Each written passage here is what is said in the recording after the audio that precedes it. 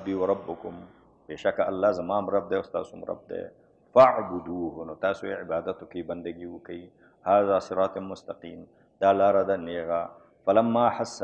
عیسی منهم الکفر کله چې محسوس که عیسی علیه السلام د دوی نه کفر پوه شو چې دا یهودیان زما خبر نه مني کفر یې ته محسوس کړي خو انکار کوي بغاوت کوي معقوله خبره یې ذهن نه اخلي قال ویل من انصاری الی الله سوق دی زما مددګاران الی الله یعنی فی الله د الله د پاره د الله په لار کې او مع الله سره یو خو مې الله مددګار دی الله سره نور هم دا څوک شته چې دیګ معامله کې ما سره ملګرتیا وکړي ښه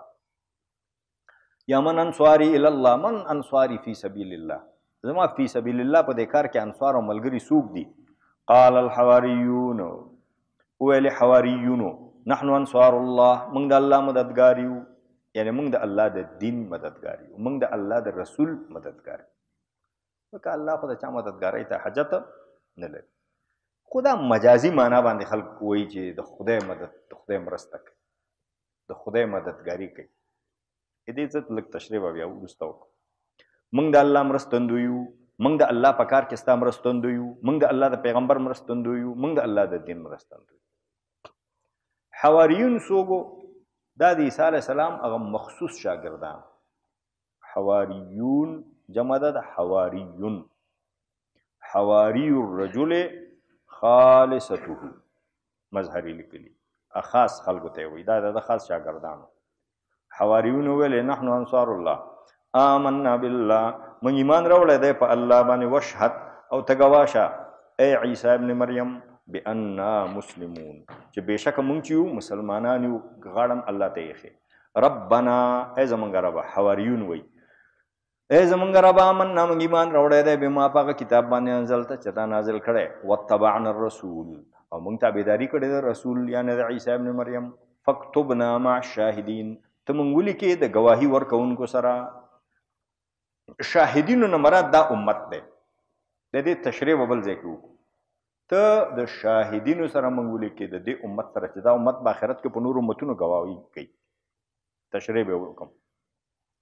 ومکروا ومکر الله او مکر وکړه یهودیانو منصوبه جوړه کړه پلان جوړ کړه یهودیانو په ضد د عیسی ابن مریم ومکر الله او الله هم پلان جوړ کړه والله الله خیر الماکرین د ټولو تدبیر جوړونکو نه ښه تدبیر جوړونکی ښه مکر کوونکی دی الله یهودیانو دا مکر جوړ کړه چې دغه وخت کې فلسطین او دې علاقو باندې د رومیانو حکومت و نو د رومیانو د حکومت نه یهودو ملایانو د عیسی علیه السلام د مرګ اجازه واغسته چې دا مړ ځکه عیسی علیه السلام به یهودي ملایانو باندې ډېر رد کو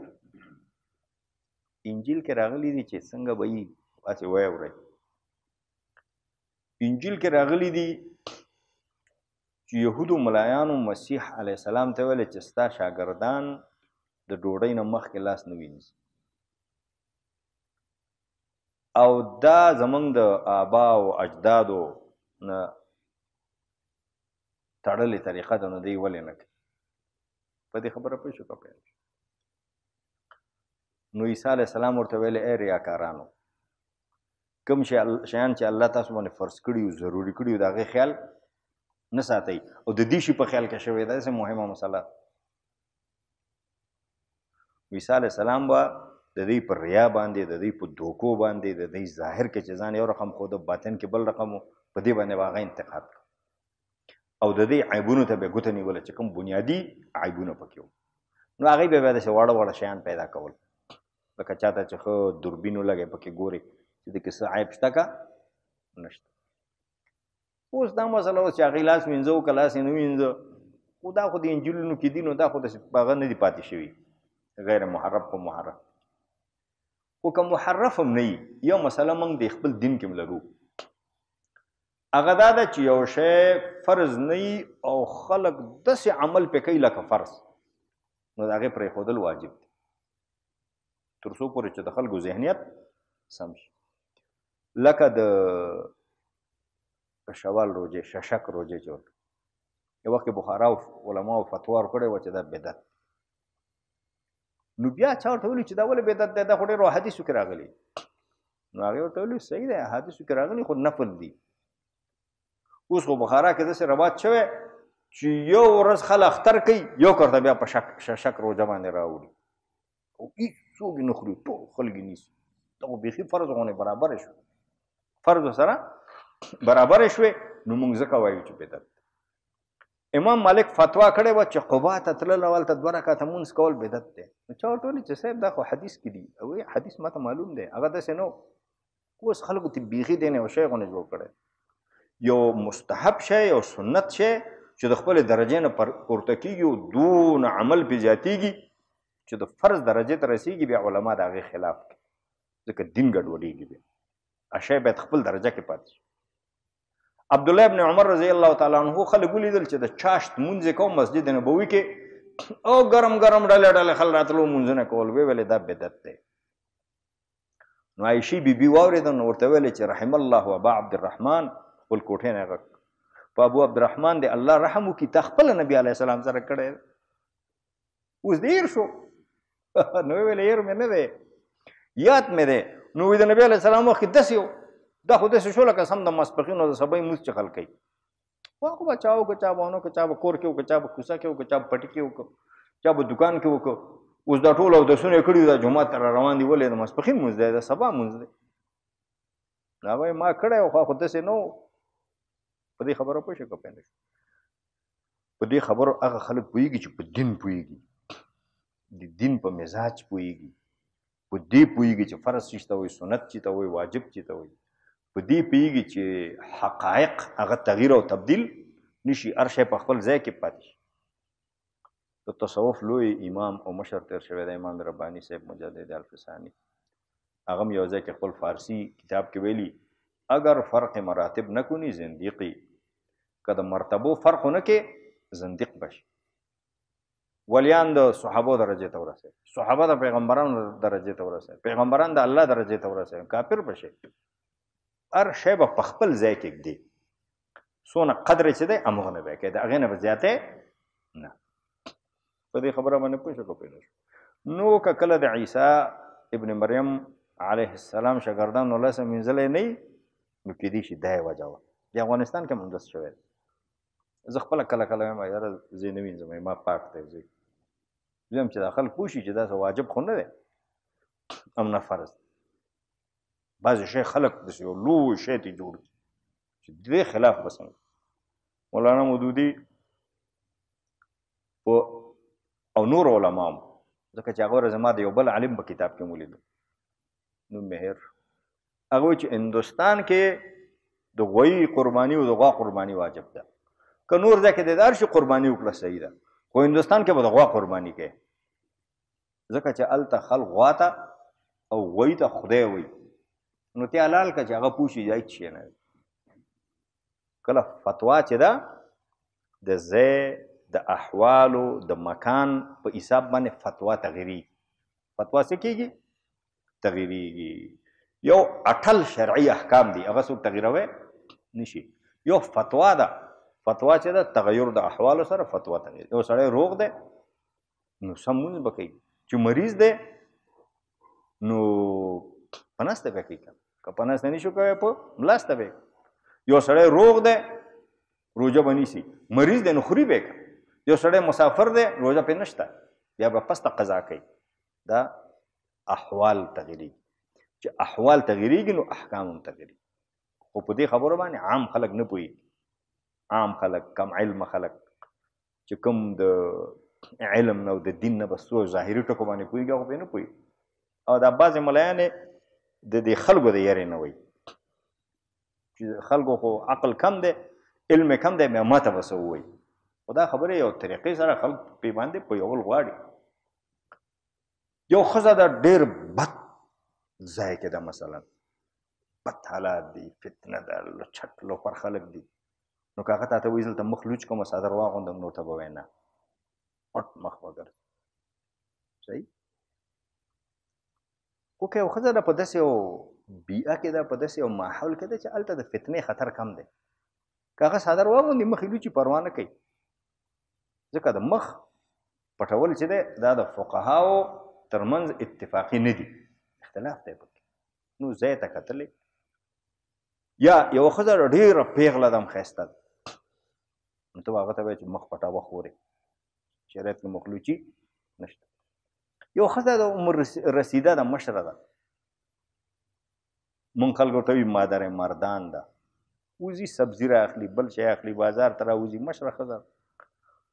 نو که هغې ته نه پوښتنه وکړه چې اوس ویه زه خو دا د کور سودا هم را اخلم یو شی هم را اخلم دا مخکې ډېر پټوم چې ته ونه غورځېږم نو که ته هغې ته ویلې چې ابۍ مې پټوم د ساده روانه ورځه نو خیر احوالو تغییر سره شخصیتونو تغییر سره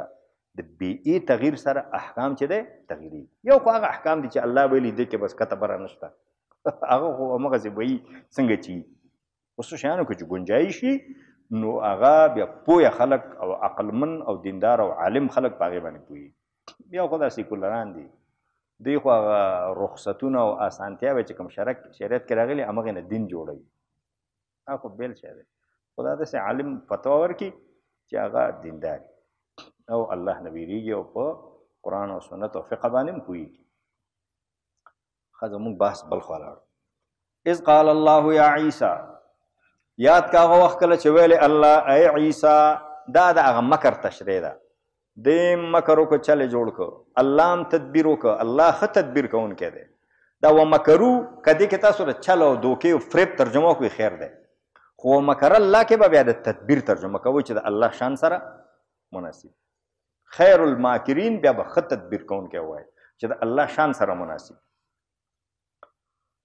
نو هغه تدبیر د الله دا دی اذ قال الله دی څه تدبیر جوړ کړه دی دا تدبیر جوړ کړه چې د پیلاتیس د عدالت نه د عیسی علیه السلام د وجلو امر واغست او بیا بازار کې عیسی علیه السلام غاړه کې صدر اچو کشوی چې دا موږ مړ کوو دا بدعتي دی او ځان خبرې نو شاګردانو یې راخوشې کوو چې ولې دا خو د الله پیغمبر دی الله عیسی علیه السلام پورته کړ بیا دې بل سړی مړ کړه دا مخکې شاته صورتونو کې راځي بیا هلته دا الله تدبیر دا و چې الله پورته کړ اذ قال الله کله چې وی الله یا عیسی انی متوفیک زه چې دی تا پوره پورته کوم پوره اخلم یعنی رافعک الی وافیا متوفیک معنا دا ده چې پوره دې پورته کوم لم ینالو منک شیئا دی به تا ته هېڅ تکلیف نشي رسوی صحیح ورافعک الی او زه تا لره پورته کوونکی یم خپل ځان ته الی نه الی سمائی خپل اسمان ته دې پورته کوم ومطهرک من الذین کفروا او تا لره پاکوونکی یم د سوء جوار د هغه کسانو نه چې کفر کړی تا د هغه کسان نه پاکوم یعنی د هغوی د ناکاره ګاونډ سوء جوار ومطهرک من سوء جوارهم د کافرانو د ناکاره ګاونډیتوب نه تا پاکوم په دې خبره باندې پوه شو که پوه شو غلام محمد قادیانی چې و هغه د پیغمبرۍ دعوه کړی و هغه ته انګریزانو ویلي ته د پیغمبرۍ دعوه وکړه چې ستا امت زیات شو بیا ووایه جهاد نشته کافر خو د جهاد نه ډېر ویرېږي نو هغه د پیغمبرۍ دعوه وکړه نو خلکو ویلې چې د نبي علیه السلام نه پس بل پیغمبر نه راځي نو ته پکې د کوم ځای نه راغلی وایي نه زه عیسی یم هغه چې احادیثو کې راغلي چې آخره زمانه کې به مسیح راځي او مسیح زه یم نو وی ویلې چې هغه مسیح خو عیسی ابن مریم دی وایي نه خو مړ شوی و هغه زه یم څنګه مړ شوی دا ملا صاحبان خو وایي چې هغه ژوندی دی اسمان کې دی وایي ګورې قرآن کې الله نه وایي انی متوفیک زه تا وفات کوم دا خو هغه دقاني ترجمه ده متوفیک زه تا وفات کوم په دې معنی وفات چې روح دې اخلم او جسم دې دنیا کې پرېږدم دا د توفی مجازي معنا ده د حقیقي معنا نه ده خوب تم قرآن وفات وایي وفات وي ګورئ الله يتوفى الانفس حين موتها والتي لم تمت في منامها الله نفسونه وفات کوي انفس توفی الانفس یعنی روحونه اخلي، والتي لم تمت کوم چې وفات شوي نه فی منامها خوب کې الله وفات کوي. روح خوب کې چې کوم روح پورته کوي خوب تم وفات وي. دیو جنا اساس کې چې دی پروفیسر ډاکټر سعید هوا په خپل تفسیر کې د متوفی کا معنا کړی ده انی منیموکا ودکوم دی، لکه خوب کې چې روح پورته کېږي دغسې د روح پورته کوم ودکوم دی. بیا د وده حالت کې دی خیګومه چې دی اسمان ته. توفی اصل معنا چې ده یو شی پوره اغستل. دا به قرآن کې بېشمېره ځایونه راشي، زه به تاسو توجه درکوم. ګوره انما یوفى الصابرون اجورهم بغیر حساب. صبر کوونکو ته به د هغوی اجرونه یوفا پوره پوره به ورکول شي، پوره پوره به ورکول. توفیه پوره ورکولو ته وایي، پوره اغستو ته وایي. یعنې تا زه پوره اخلمه، داسې نه چې دی تا مړ کي روح دې زه واخلم بدن دې پرېږدم، پوره دې اخلم. په دې خبره پوه شي؟ روح او بدن دواړو سره دی چې کوم. په دې باندې پوه شو که پوه نه شو؟ انی متوفیک زه تا پوره پورته کوم، پوره دې اخلم مع الروح والجسد. ورافعک الی پورته کوم دې ځان ته خپل اسمان ته، او پاکوونکی یم تا لره د بد ګاونډ د هغه کسانو نه چې کفر کړی چې یهود دي. وجاعل الذین اتبعوک او ګرځونکی یم هغه خلکو لره چې ستا تابعداري کړې. فوق الذین کفروا د کافرانو د پاسه الی یوم القیامت د قیامت ورځ پورې. کومو خلکو چې کفر کړی دی هغې باندې ستا تابعداران د قیامت تر ورځه پورې بره ګرځوم. د تابعدارو نه که حقیقي تابعدار واغستی شي مراد ته مسلمانان دي، یعنې مسلمانان به یهودو باندې د قیامت تر ورځې پورې بری. پوه شوئ؟ او که د تابعدارو نه فی الجمله تابعدار واغستی شي بیا هغې کې مسیحیان هم شاملي. یعنې ستا تابعدار یعنې فی الجمله خو مسیحیان خو ځان عیسی علیه السلام ته منسوب ګڼي، فی الجمله خو تابعدارو کې راځي. هغه به د کافرانو د پاسه وګرځوم د یهودیانو د پاسه په قیامت کې، قیامت پورې. د پاسه ګرځېدل دوه مفهومه لري. یو د پاسه ګرځېدل بالحجة والبیان، په دلیل او منطق کې، په حجت کې. یهود به د دې په مقابل کې هېڅ حجت او دلیل پیش نه کړی. په دې خبره باندې پوه شو؟ دی هغې به هر وخت دې ته ملامتوي. بل د پاسه ګرځول دي چې د مټ په قوت کې هم د پاسه وي. نو وبالسیف فی کثیر من الاحوال، او په مټ کې او د تورې معامله کې به هم په ډېرو احوالو کې او ډېرو وختونو کې به مسلمانان او مسیحیان دا په یهودو باندې غالب. په دې خبره باندې پوه شو که یهود خپل پښو باندې ودرېدی نه شي، دا به وروسته راشي. یهود چې ودرېږي د بل چا په سپورټ باندې ودرېږي، خپل پښو باندې هغه ودرېدی نه شي، ځکه الله ورسره دا وعده کړې چې دا به قیامت پورې ذلیلي. او مسیحیان او یا مسلمانان او یا مسیحیان او مسلمانان دواړه دا به قیامت پورې په دې باندې غالب. ثم الی مرجعکم، بیا ما طرف ته ستاسو راواپسې ده. فاحکم بینکم، نو زه به فیصله وکړم ستاسو ترمنځ. فیما کنتم فیه تختلفون، په هغه څه کې چې تاسو په هغې کې اختلاف کوئ. فیصله د الله کومه ده؟ دا ده. فاما الذین کفروا، نو هغه خلکو چې کفر کړی دی، فاعذبهم عذابا شدیدا فی الدنیا والآخرة، نو هغوی ته به عذاب ورکړم سخت په دنیا کې په آخرت کې. وما لهم من ناصرین، او هغوی لره به نه وي څوک مددګاران کومک کوونکي چې د الله د عذاب نه اخلاص کړي، یا په دنیا کې یا په آخرت کې. واما الذین آمنوا وعملوا الصالحات، او هغه خلکو چې ایمان راوړی دی او نیک کارونه یې کړي دي، فیوفیهم اجورهم، ګورې یو دلته راغی، فیوفیهم پوره پوره به ورکړي الله پاک هغوی ته اجورهم د هغوی اجرونه. والله الله لا يحب الظالمین، محبت نه کوي ظلم کولو والا ورسره پوه شئ یوفي پوره به الله پاک ورکړي دلته خو دا مطلب نه دی چې الله به د هغې اجرونه به مړه کړي توفي د مرګ دپاره استعمالېدل دا مجازي معنا یې ده